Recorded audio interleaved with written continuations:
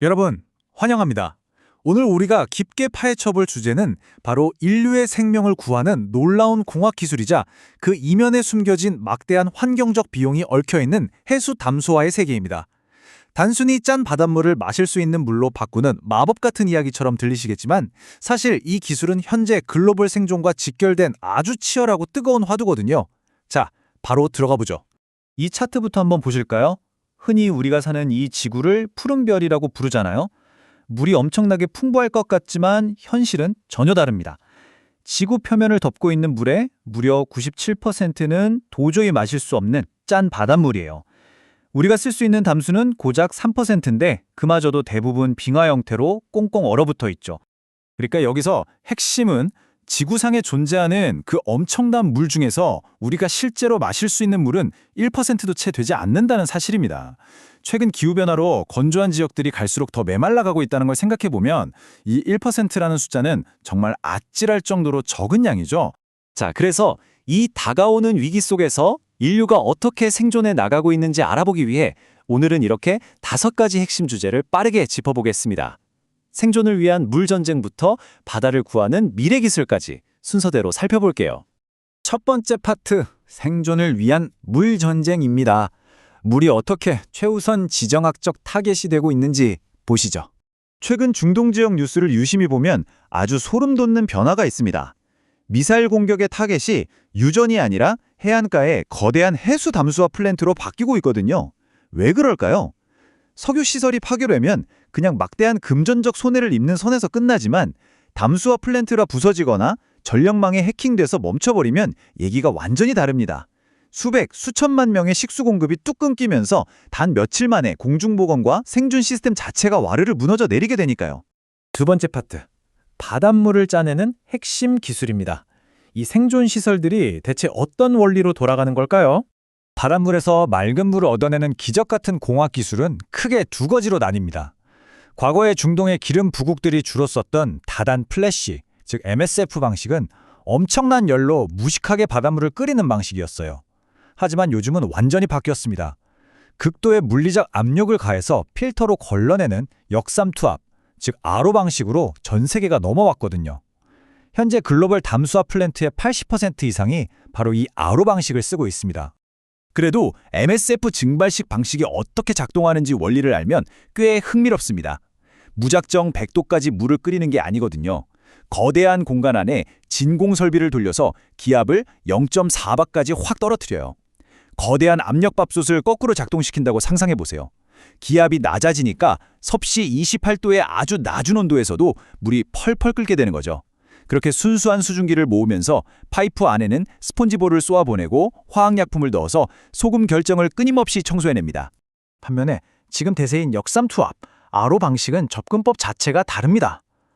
우리가 배추에 소금을 뿌리면 삼투압 때문에 물이 자연스럽게 빠져나오잖아요. 역삼투압은 이 자연의 법칙을 엄청난 압력으로 강제로 억누르는 겁니다. 고압 펌프로 바닷물을 강하게 밀어붙여서 눈에 보이지도 않는 미세한 구멍이 뚫린 필터에 통과시키는 거죠.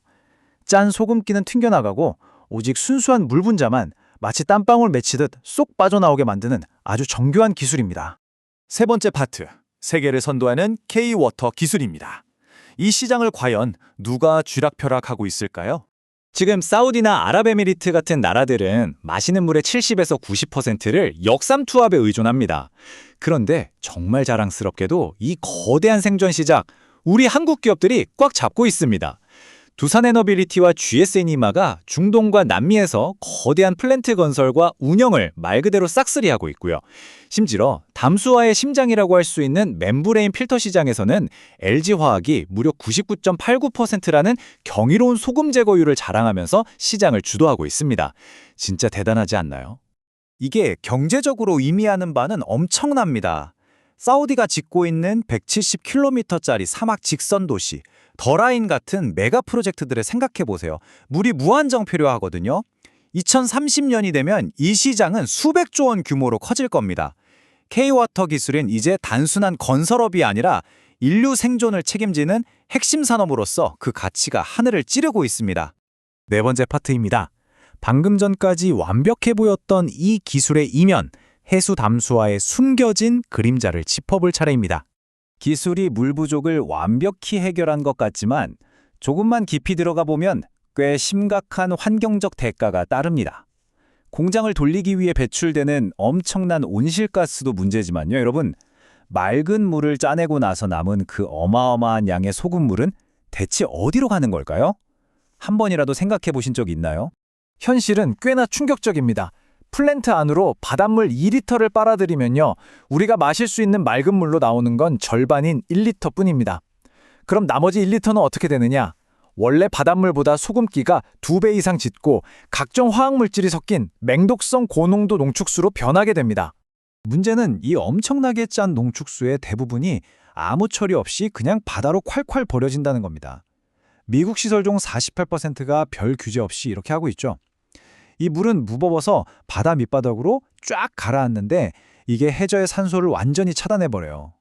플랑크톤이나 해초가 숨막혀 죽고 넙치류가 폐사하고 굴과 바지락의 씨가 마릅니다. 심지어 오징어는 제대로 자라지도 못하고 방어용 먹물을 뿜어내는 능력까지 잃어버리게 돼요. 인류를 살리는 기술이 역설적으로 바다 생명체들의 숨통을 조이고 있는 겁니다. 자, 마지막 5번째 파트입니다. 바다를 구하는 미래 기술을 살펴볼까요? 우리가 살려면 물은 무조건 필요한데 바다는 지켜야 하고 이 모순을 어떻게 풀까요? 다행히 과학자들이 아주 훌륭한 해답을 찾고 있습니다. 당장 지금은 태양열로 탄소 배출을 아예 없애버리는 솔라돔 기술이 도입되고 있고요. 2030년대가 되면 아주 적은 전기로도 물을 걸러내는 꿈의 신소재, 그래핀 필터가 상용화될 겁니다. 그리고 그 이후엔 바다에 버려지던 맹독성 농축수를 쓰레기가 아니라 도시 광산으로 생각해서 그 안에서 리튬이나 마그네슘 같은 값비싼 자원을 뽑아내는 기술까지 나올 예정입니다. 20세기의 전쟁이 검은 황금, 석유를 차지하기 위한 싸움이었다면 21세기의 분쟁은 바로 이 블루골드, 수자원을 둘러싼 싸움이 될 겁니다. 오늘 이 분석을 통해 우리가 꼭 기억해야 할 사실이 하나 있습니다. 미래에 살아남기 위해선 단순히 압도적인 기술력만 필요한 게 아니라 인류의 생존과 환경보호 사이에 아슬아슬한 균형을 반드시 잡아내야 한다는 거죠. 자, 여러분께 마지막으로 질문을 하나 던지고 싶습니다. 앞으로 물이 석유보다 훨씬 더 귀한 자원이 되는 시대가 왔을 때 과연 전 세계의 진정한 권력은 누가 쥐게 될까요? 이 생각할 거리를 남겨드리며 오늘 해설은 여기서 마치겠습니다. 감사합니다.